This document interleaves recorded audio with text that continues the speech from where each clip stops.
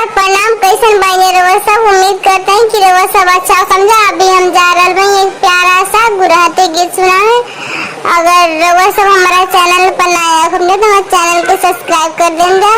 अगर हमारा वीडियो अच्छा लगा तो वीडियो पर लाइक शेयर और कमेंट कर दें जा। हमारा चैनल पर ऐसी रउआ सबके प्यारा प्यारा गीत सुनने के मिली। हमारे चैनल पर बनल रहम जा।